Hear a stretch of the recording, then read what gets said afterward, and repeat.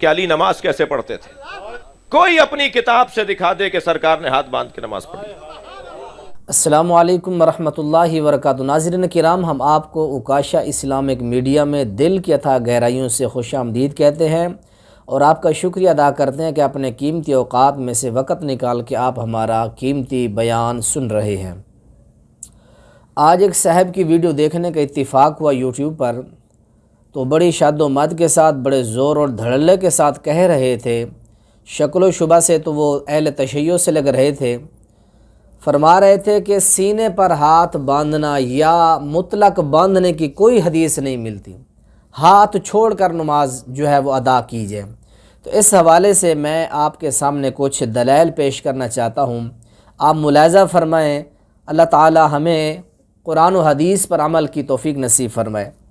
ان لوگوں کے لیے جو کہتے ہیں کہ ہاتھ نہیں باندھنے، کھلے چھوڑ کے نماز پڑھنی چاہیے، ان کے لیے میں دلائل پیش کر رہا ہوں۔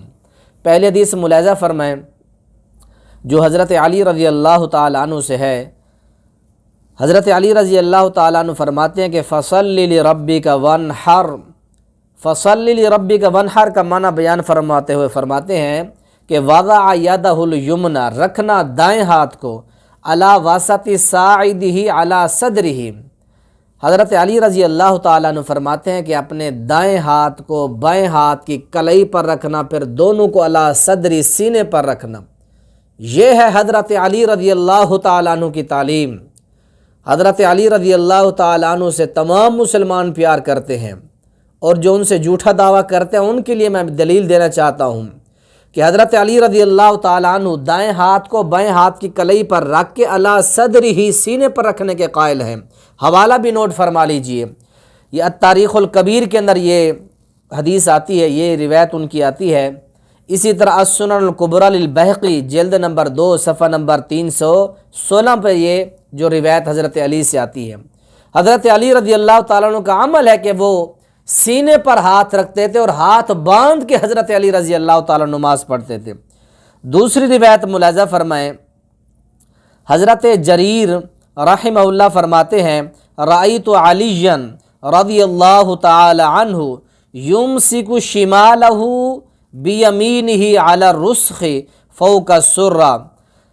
امام جریر رحمہ اللہ فرماتے ہیں کہ میں نے حضرت علی رضی اللہ تعالیٰ عنہ کو دیکھا، آپ نے اپنے دائیں ہاتھ سے بائیں ہاتھ کو پکڑ کر انہیں ناف سے اوپر رکھا، ناف سے اوپر یعنی سینے پر رکھا۔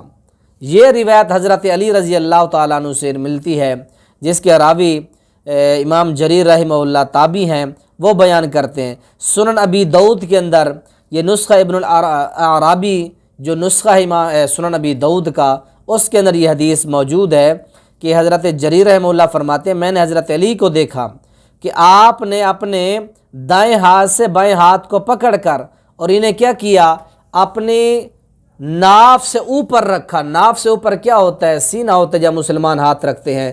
معلوم کیا ہوا کہ ہاتھ باندھ کے حضرت علی رضی اللہ تعالیٰ نماز پڑھتے تھے۔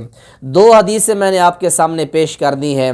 حضرت علی رضی اللہ تعالیٰ عنہ جو اہل بیت کے شہزادے ہیں، پیارے پیغمبر علیہ السلام کے داماد ہیں اور حسنین کریمین کے والد ماجد ہیں، اماں جی فاطمہ رضی اللہ عنہ کے جو ہیں شوہر ہیں اور اہل حدیثوں کے امام ہیں، پوری امت ان سے محبت اور پیار کرتی ہے۔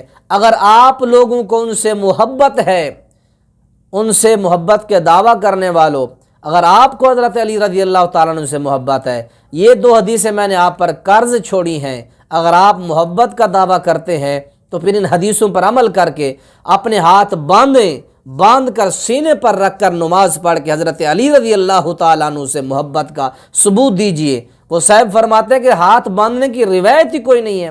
اللہ تعالیٰ سے دعا ہے اللہ تعالیٰ تعصب کی عینک اتار کر اللہ تعالیٰ تحقیق کا اللہ تعالیٰ ہمیں ذوق شوق نصیب فرمائے۔ اللہ تعالیٰ سے دعا ہے اللہ تعالیٰ سنت کے مطابق نماز پڑھنے کی توفیق نصیب فرمائے۔